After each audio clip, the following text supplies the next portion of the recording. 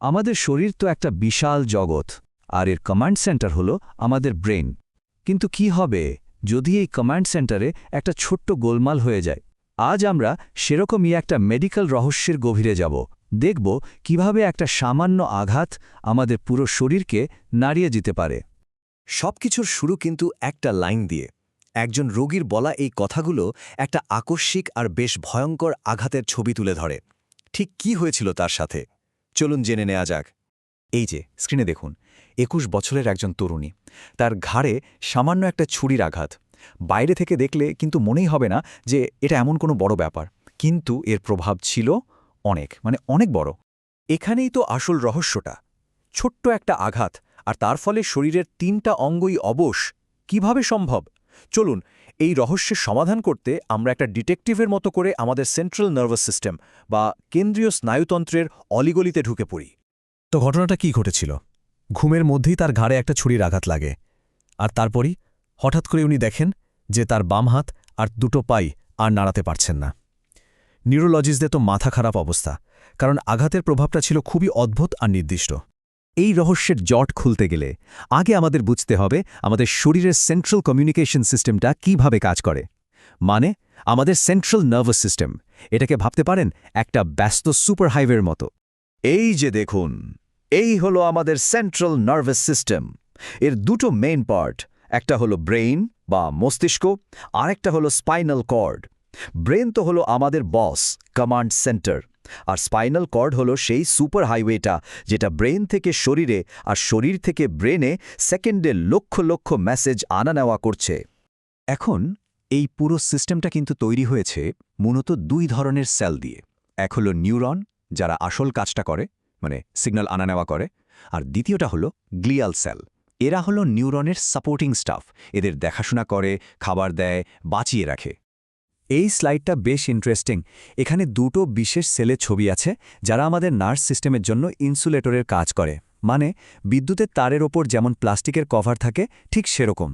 বাম দিকে যেটা দেখছেন সেটা আমাদের সেন্ট্রাল নার্ভাস সিস্টেমের ভেতরের, আর ডানেরটা শরীরের বাকি অংশের। দুটোই নিউরনকে মুড়ে রাখে যাতে সিগন্যাল লিক না হয় আর খুব তাড়াতাড়ি যেতে পারে। আচ্ছা, তাহলে এখন তো আমরা এই সুপার হাইওয়ের ভেতরের তার বা ওয়্যারিং নিয়ে একটা আইডিয়া পেলাম। চলুন আবার আমাদের মূল কেসটাতে ফিরে যাই, দেখি এই হাইওয়ের একটা ছোট্ট জায়গায় কেটে যাওয়ায় এত বড় সমস্যাটা কিভাবে হলো। এই টেবিলটাই হলো আমাদের গোয়েন্দা গল্পের আসল ক্লু। ভালো করে দেখুন, রোগীর বাম হাত আর দুটো পা নাড়াতে পারছেন না, কিন্তু আসল টুইস্টটা হলো তার ব্যথা আর তাপমাত্রার অনুভূতি চলে গেছে শরীরের ডান দিক থেকে। ভাবুন একবার, আঘাত একদিকে, কিন্তু তার অসর পড়েছে শরীরের ২ দিকে। এইটাই তো ছিল সবচেয়ে বড় ধাঁধা। প্রথম ক্লুটা হলো নড়াচড়া করতে না পারা। এটা পরিষ্কার বোঝাচ্ছে যে ব্রেন থেকে মাসেলের যে অর্ডারগুলো আসে, সেই রাস্তাগুলো মানে ডিসেন্ডিং পাথওয়েগুলো ড্যামেজ হয়েছে। সহজ ভাষায় কমান্ড সেন্টার থেকে অর্ডার আসার রাস্তাই বন্ধ। এই ছবিতে দেখুন স্পাইনাল কর্ডের ঠিক কোন রাস্তাটা দিয়ে মুভমেন্টের অর্ডারগুলো যায়। আঘাতটা ঠিক এই সুপার হাইওয়ের এই লেনটাতেই লেগেছিল, আর তাই প্যারালাইসিস। এবার আসি দ্বিতীয় আর সবচেয়ে অদ্ভুত ক্লুটাতে। নড়াচড়ার সমস্যা হলো বাম দিকে, অথচ ব্যথা বা গরম ঠান্ডার অনুভূতি চলে গেল শরীরের ডান দিক থেকে। এটা আবার কিভাবে হয়? এর কারণটা কিন্তু দারুণ। আমাদের স্পাইনাল কর্ডের ভেতরে জানেন, বিভিন্ন সিগন্যাল যাওয়ার জন্য আলাদা আলাদা লেন আছে। ব্যথা বা তাপমাত্রার সিগন্যাল যে লেন দিয়ে ব্রেনে যায়, সেটা স্পাইনাল কর্ডে ঢোকার পরেই উল্টো দিকে ক্রস করে চলে যায়। তাই ঘাড়ে বাম দিকে আঘাত লাগলেও ডান দিকের অনুভূতির রাস্তাটা ব্লক হয়ে গেছে। এইটাই ছিল রহস্যের প্রথম বড় ক্লু। বেশ, স্পাইনাল কর্ড বা সুপার হাইওয়ের ব্যাপারটা তো আমরা বুঝলাম। এবার চলুন এই হাইওয়েটা যেখান থেকে শুরু হয়েছে, সেই কমান্ড সেন্টার মানে আমাদের ব্রেনের ভেতরে একটা চক্কর দিয়ে আসি। আমাদের ব্রেইনটা অনেকটা একটা বড় কোম্পানির মতো, যেখানে আলাদা আলাদা ডিপার্টমেন্ট আছে। একদম নিচ থেকে যদি শুরু করি, আছে মেডুলা, যেটা আমাদের নিঃশ্বাস বা হার্টবিটের মতো জরুরি কাজগুলো সামলায়। তারপর পন্স আর সেরিবেলাম, যারা আমাদের মুভমেন্ট আর ব্যালেন্সের কোঅর্ডিনেশন দেখে। এরপর মিড ব্রেইন, তারপর ডায়ানসেফালন, যেটা সব সেন্সরি ইনফরমেশনের গেটওয়ে। আর একদম ওপরে হলো সেরিব্রাল হেমিস্ফিয়ার, আমাদের চিন্তা ভাবনা, মেমোরি সবকিছুর কেন্দ্র। এখন আমরা সেই আসল নিয়মগুলো সম্পর্কে জানব, যেগুলো জেনে একজন নিউরোলজিস্ট শুধু লক্ষণ দেখেই বলে দিতে পারেন আঘাতটা ঠিক কোথায় লেগেছে। কারণ আমাদের ব্রেইন কিন্তু এলোমেলোভাবে কাজ করে না, এর কিছু নির্দিষ্ট নিয়ম আছে।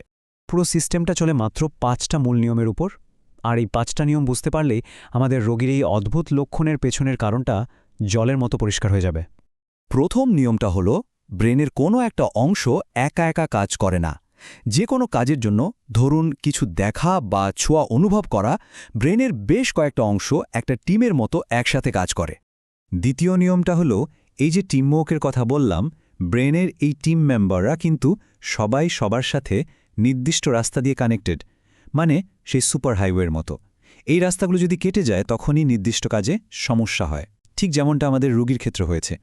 এটা তো একটা অসাধারণ ব্যাপার। আমাদের ব্রেনের ভেতরে আমাদের পুরো শরীরের একটা ম্যাপ তৈরি করা আছে। মানে আমাদের হাতের তালুর পাশাপাশি দুটো পয়েন্ট ব্রেনের ভেতরেও নিউরন হিসেবে পাশাপাশিই থাকে।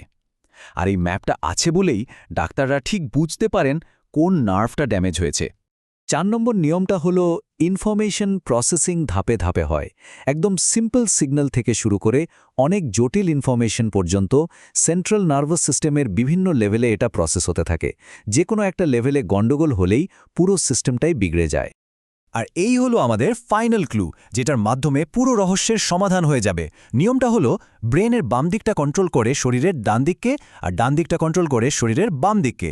এবার বুঝতে পারছেন, রোগীর বাম দিকে আঘাত লেগেছিল, তাই তার বাম হাতের মুভমেন্ট বন্ধ হয়ে গিয়েছিল। কিন্তু অনুভূতির সিগন্যালটা স্পাইনাল কর্ডে ক্রস করে উল্টো দিকে চলে যায়, তাই অনুভূতির সমস্যাটা হয়েছিল শরীরের ডান দিকে। সব কিছু মিলে গেল, তাই না? তাহলে শেষ পর্যন্ত আমরা কি দেখলাম? আমাদের ব্রেইন বা নার্ভাস সিস্টেম কোনো ম্যাজিক নয়। এটা কিছু নির্দিষ্ট, অনুমানযোগ্য নিয়ম মেনে চলে। আর এই জ্ঞানটা শুধু ডাক্তারদের রহস্য সমাধানেই সাহায্য করে না, এটা আমাদের একটা বড় প্রশ্ন নিয়ে ভাবতে বাধ্য করে। যদি আমরা নিয়মগুলো জানি, তাহলে ভবিষ্যতে স্পাইনাল কর্ডের ইনজুরি বা ব্রেনের রোগের ক্ষেত্রে আরও ভালো চিকিৎসা কি বের করা সম্ভব? যেমন ধরুন আরও নিখুঁত থেরাপি বা রিহ্যাবিলিটেশন? উত্তরটা হয়তো লুকিয়ে আছে এই কমান্ড সেন্টারের আরও অনেক গভীরে।